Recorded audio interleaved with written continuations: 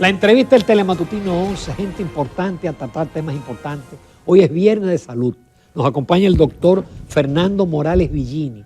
Él es director del Instituto Nacional de Coordinación de Trasplantes, INCOR. Fernando, buenos días, un placer tenerte. Hace un tiempecito que no te teníamos en el programa. Sí, Ramón, mil gracias por darme la oportunidad de estar con esa teleaudiencia tan fiel que tú tienes y tan inteligente. Y aquí estamos a tus órdenes siempre.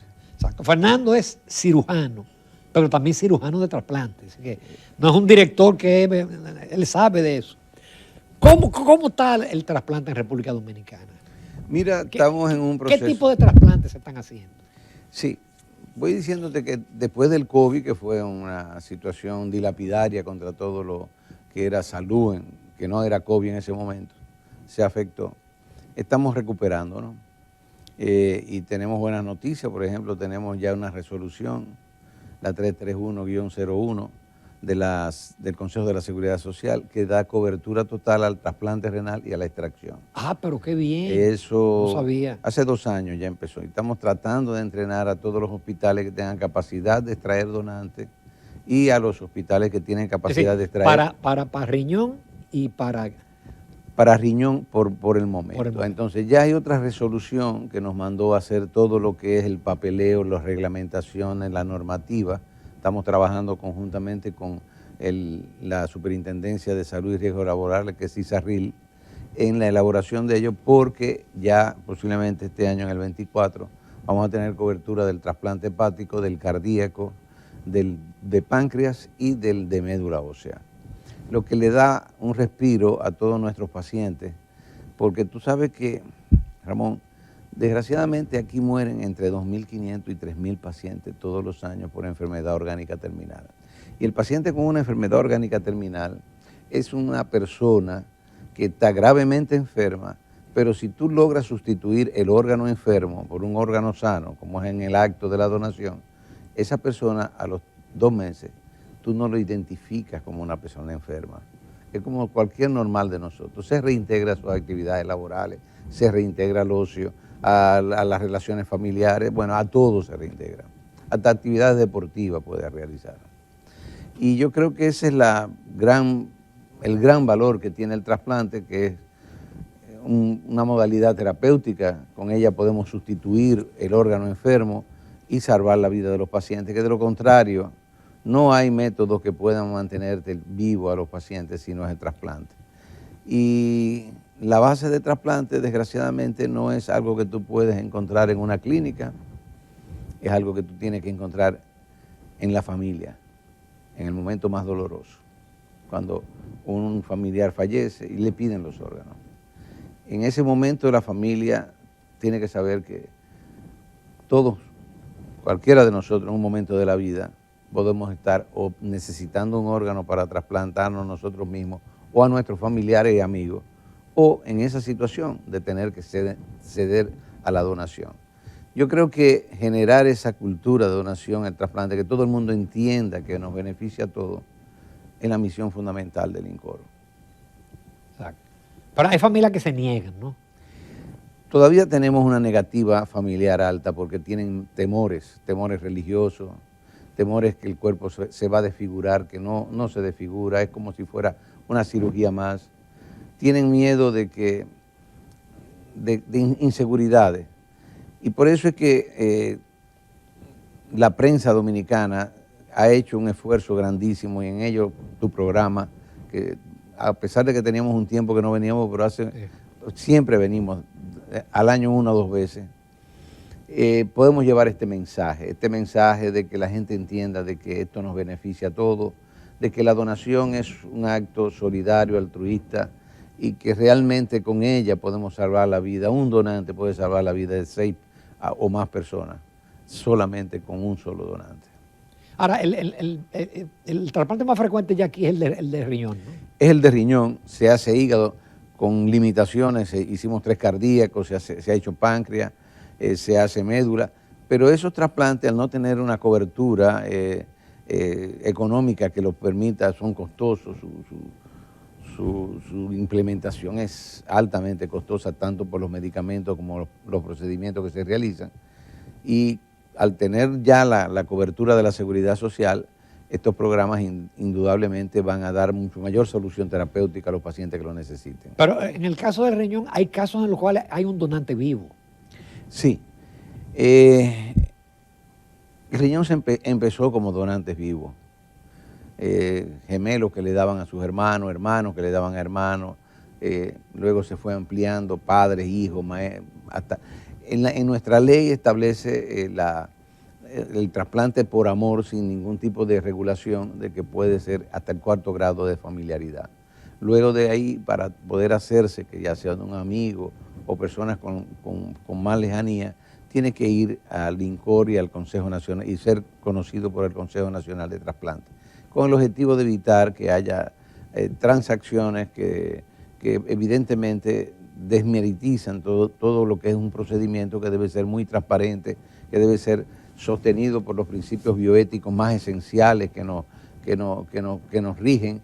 Y por ello, tú entiendes, el donante vivo no puede resolver el problema porque no todo el mundo tiene una capacidad de un familiar que le pueda donar, pero resuelve muchos problemas a mucha gente. Y es un acto de amor. ¿Cómo es el tema de la compatibilidad?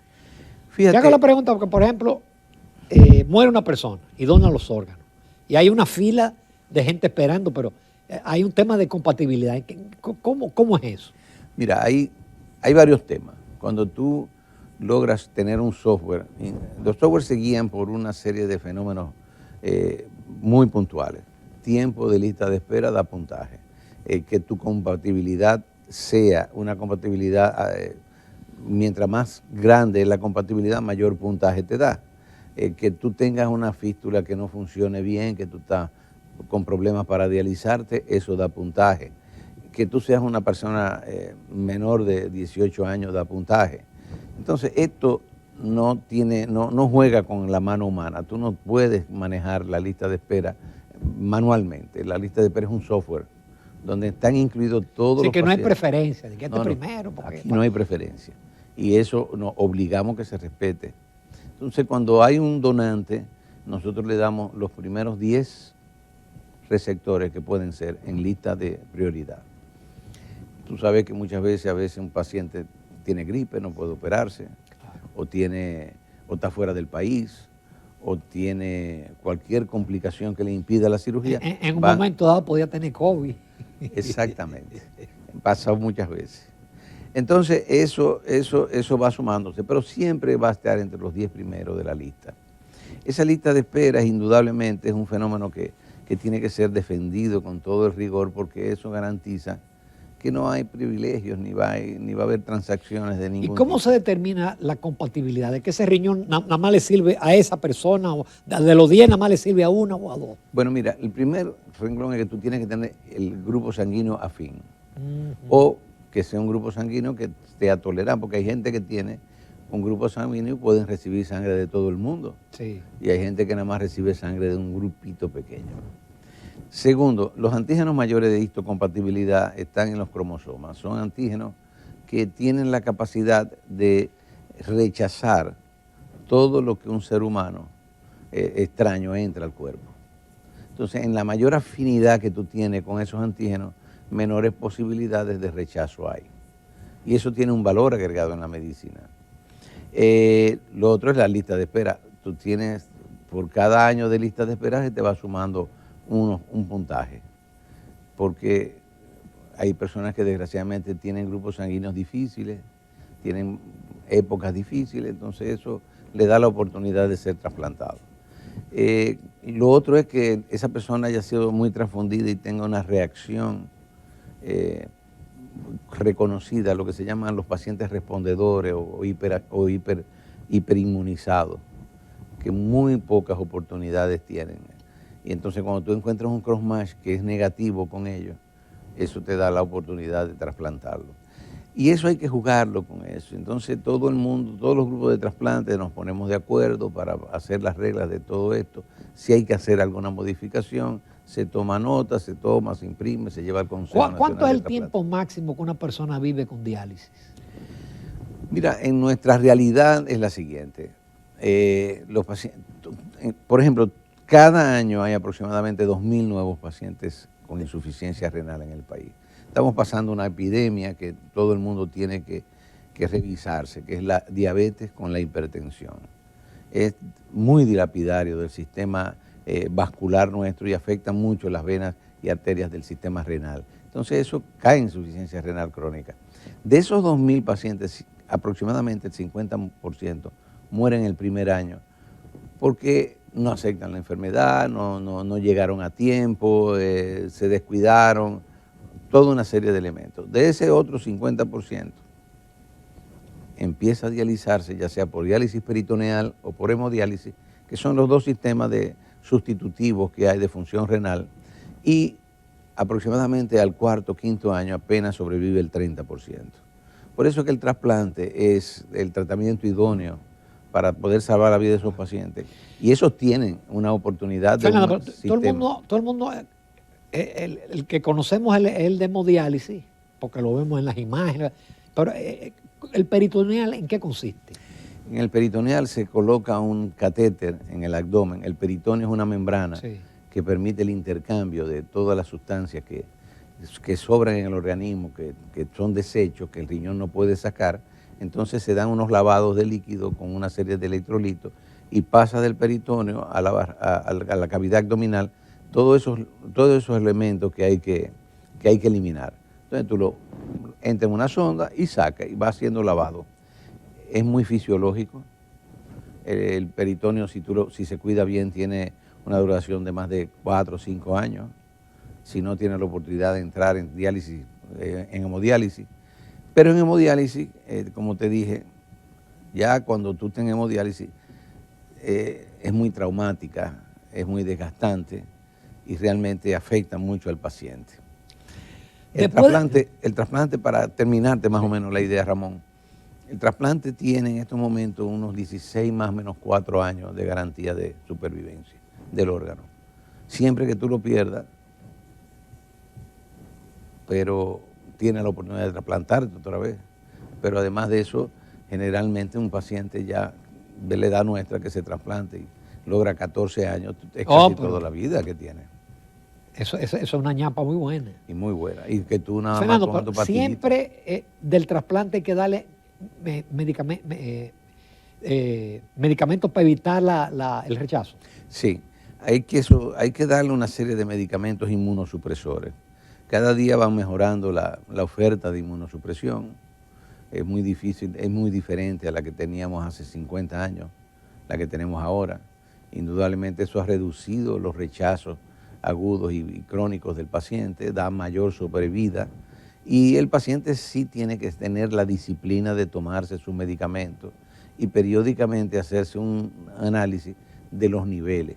Porque, por ejemplo, si tú tienes una dosis de tantos miligramos que van en relación a tu peso, al peso que tú tienes corporal, si tú aumentas de peso, vas a tener que aumentar los medicamentos. Entonces tienes que tener esa vigilancia. Son caros, ¿no? Son muy caros, pero en este momento, como te dije, las resoluciones lo incluyen y los pacientes trasplantados renal no tienen que dar un centavo.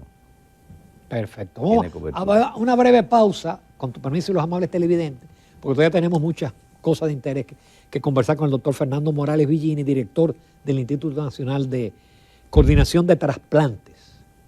Continuamos con el doctor Fernando Morales Villini, él es director del Instituto Nacional de Coordinación de Trasplantes. Fernando, yo creo que tú fuiste el primer dominicano que hizo la especialidad de trasplantes y la hiciste en Cuba. Mira, aquí en el año 1986, 87, no recuerdo bien, el doctor Vaquero hizo un trasplante en Santiago, pero el doctor Vaquero no vivía en el país, vino y lo hizo. Yo llegué en el 88 y empezamos a lograr... ¿Tú te especializaste en Cuba? Me especialicé en Cuba. ¿Y eras cirujano previamente? Sí, yo cirujano general y después hice trasplante. Me especialicé en 2 modalidades de trasplante en Cuba, trasplante renal y pancreático. El pancreático nunca pudimos hacerlo porque estamos empezando ahora. Y luego fui a España y trabajé en trasplante hepático, trabajé en trasplante, varios tipos de trasplante y la coordinación de trasplante. Y de hecho nos permitió que España nos dio una oportunidad grandísima de de poder entrenar muchos dominicanos en donación y trasplante, lo que es el coordinador de trasplante, el que detecta un posible donante, le da seguimiento. Entonces, todo y eso. hoy en día, ¿con cuántos especialistas contamos, más o menos? Mira, el INCON ha enviado alrededor de 150 especialistas a entrenarse. No todos están trabajando en el trasplante porque tú sabes que la gente necesita estar colocado en el lugar preciso para poder hacer las cosas que aprendió, pero además de eso también tiene que tener un estímulo que le permita vivir, porque si no, tragando en seco no se puede. Y eso se ha logrado ahora, la resolución. Entonces estamos esperando que podamos lograr que en los hospitales con capacidad de generar donantes haya siempre coordinadores hospitalarios entrenados en trasplante, que son los que generan los donantes y coordinan toda la actividad trasplantadora. Y en los hospitales donde hay y se realizan los trasplantes, que pueden realizarse los trasplantes, hayan los cirujanos, los clínicos, los patólogos, todo el grupo, el equipo que conforman lo que es un equipo de trasplante. Tú sabes que si es trasplante hepático necesita hepatólogos, gastroenterólogos, cirujanos que hacen trasplante hepático. Es un equipo, ¿qué te digo? Un donante te puede mover 150 especialistas en 28 horas. La terapia intensiva donde se detectó, los anestesiólogos, los técnicos, los laboratoristas, la cirugía, los grupos de trasplante que van a la extracción, luego los que van a implantar, las unidades de terapia intensiva donde van esos pacientes. Es una cantidad, es una movilización en corto tiempo que permite un trabajo en equipo evidentemente meticuloso y rápido. ¿Y en cuáles hospitales públicos se hace trasplante? Fíjate, ahora mismo estamos haciendo trasplante en Secanó. Tú sabes que los hospitales sufrieron todos masivamente una remoción y reparación y todo eso. Y había hospitales como el Aybar, el Padre Villini, el Cabral Ibáez, que tenían un historial de trasplante. Yo espero que ahora en el Padre Villini reiniciemos de nuevo la práctica de donación y trasplante, así igual en el Cabral Ibáez en un futuro. Pero el Cabral Ibáez le faltan todavía algunos retoques de reconstrucción y vamos a esperar que terminen rápido. Y ahora esperamos que la ciudad sanitaria Luis Aybar, que es el sitio donde está Secanó, que es el Centro Cardioneuro Oftalmológico de Trasplante, podamos realizar una serie de aumentar la oferta de trasplante de órganos que tenemos allá en Secanó. Tú mencionabas en el otro segmento que no han realizado trasplante de páncreas. Es muy complejo el trasplante de páncreas. Mira, lo que pasa, sí, se ha realizado en el país trasplante de páncreas. Lo que pasa es que el trasplante de páncreas es un trasplante que tiene una función diferente a los demás órganos. El páncreas, el paciente con diabético puede tener insulina, puede ser un diabético tipo 2, que con tratamiento higiénico, dietético puede mejorar. Pero evidentemente tiene una ventaja el paciente que se trasplanta de riñón, que es diabético, porque le da mayor sobrevida al riñón. Pero el páncreas de por sí no es un órgano que decide tu vida o tu muerte, como el riñón, el corazón, el pulmón, el hígado, ¿tú me comprendes? Sí. Entonces, pero sin embargo, un cáncer de páncreas no, es de lo más agresivo. Sí, indudablemente, pero ya eso es un cáncer. Pero cuando tú pierdes la función pancreática de exocrina o endocrina, la endocrina, que es la que produce insulina, o sea, que es la que te regula todo lo que es el sistema de la glucosa sanguínea y la glucosa que produce el hígado, todo eso te lo regula. Tú pierdes esa función, indudablemente los trastornos que produce la diabetes son mucho mayores rápidamente sobre casi todos los órganos diana. Entonces, si tú logras trasplantar generalmente páncreas con riñón, estás dando, no solo protegiendo al riñón y dándole protección global al individuo por los efectos que tiene la misma diabetes sobre el corazón, sobre el hígado, sobre el cerebro y sobre otros órganos. En el caso del hígado se han hecho... Se han hecho ya trasplantes de hígado de adultos y de niños también.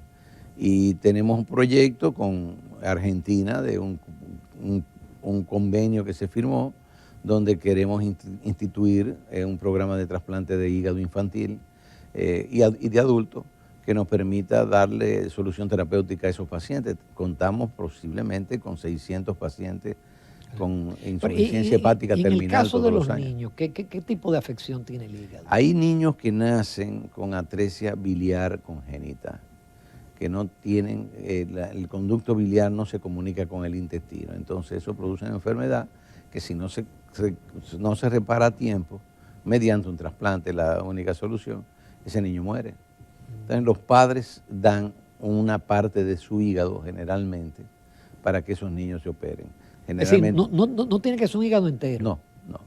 No, porque es un niñito recién nacido y que tienen poco desarrollo. Entonces, te dan el lóbulo, 2 segmentos, o sea, el lóbulo derecho del hígado, y en una cirugía de banco se reconstruyen las arterias y las venas para poder hacer la anastomosis en el niño. Es una cirugía muy meticulosa, complicada en niños recién nacidos. Y ese hígado entonces crece. Ese hígado va creciendo con el niño, Pero en el adulto tiene que ser un hígado completo, o también puede ser. También hay donantes vivos de adultos, familiares que le dan esos 2 segmentos a un adulto.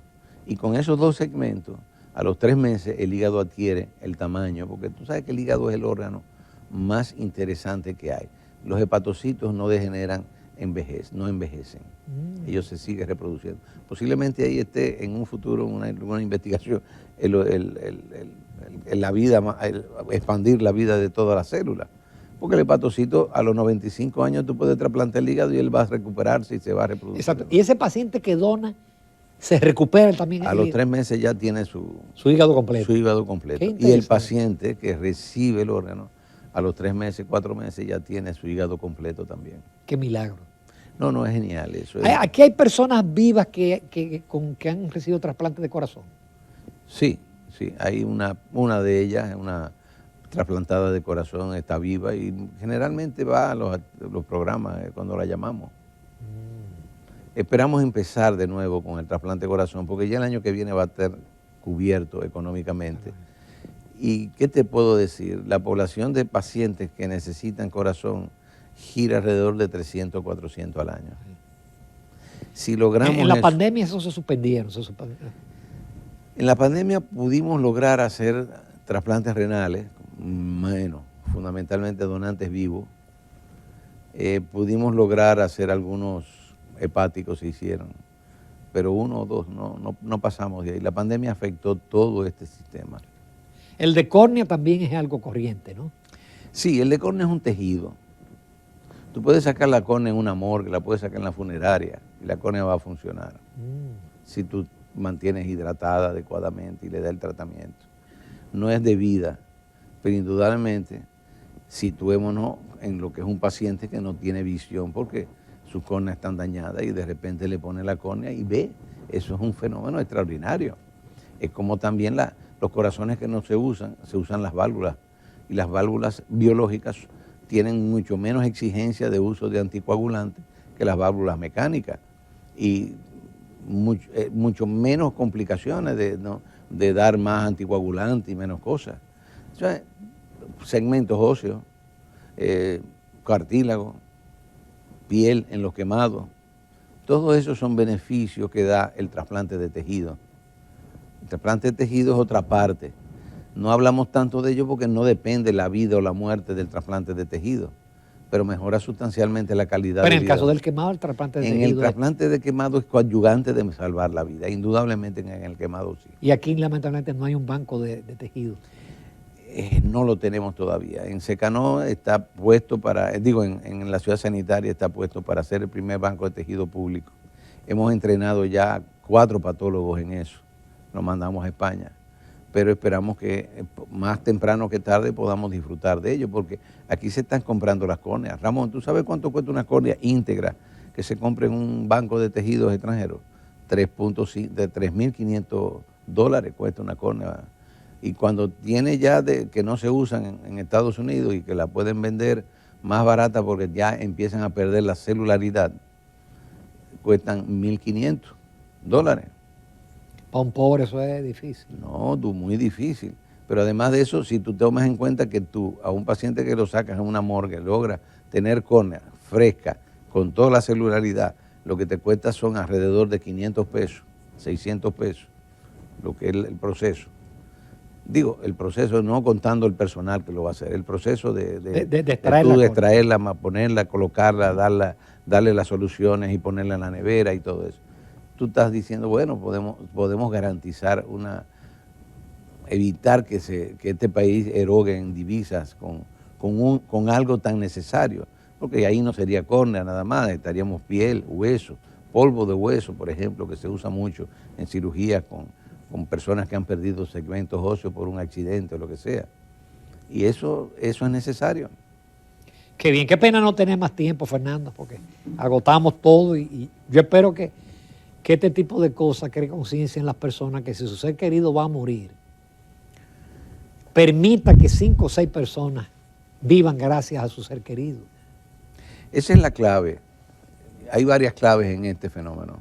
Que haya una voluntad política de desarrollar la donación y el trasplante como modalidad terapéutica, dando apoyo a esta institución que es pública, que es una institución que tiene su ley, que depende de salud pública, y por supuesto lograr que este mensaje de donación, el que tú acabas de dar, por ejemplo, llegue a toda la familia dominicana, de que cada dominicano en un momento dado decida ser donante, lo hable con su familia, lo converse, la convenza. Tenemos el carnet de donante allá en el INCOR, el que lo necesite nada más tiene que entrar en nuestra hoja web, INCOR RD, lo busca por Google, es muy fácil, y ahí encuentra usted el título para dar sus datos y va a tener su carnet de donante. Esto no tiene implicación jurídica, pero sí tiene una implicación de voluntad que tu familia la va a respetar. Exactamente. Y yo creo que eso es en un minuto, Fernando, siempre se habla del comercio de órganos, ¿eso es verdad? Eso es una leyenda urbana, como te dije, cada trasplante moviliza cientos de especialistas. ¿Tú crees que es posible? No es posible. Nunca ha habido un juicio en ningún país del mundo por secuestro criminal de órganos que han matado a alguien para sacarle los órganos. Además, se lo sacan en un baño, es imposible. Claro. Esas son las imágenes. Lo que sí sucede es que personas por hambre y con mediación de algunos médicos pueden vender un órgano de ellos, un riñón o un segmento hepático. Esas son cosas que suceden. Por eso es que ustedes, cuando se trata de una no conocida, investigan y... Exactamente. Esa es la causa de que cuando el donante vivo pasa de cuarto nivel de relación familiar, nosotros tenemos que investigar para evitar ese tipo de negocio. De nuevo, muchísimas gracias, Fernando. Hemos Gracias aprendido muchísimo de trasplante hoy. Gracias, Ramón. Nos vamos a comerciales, amables televidentes. Retornamos a la recta final del Telematutino 11.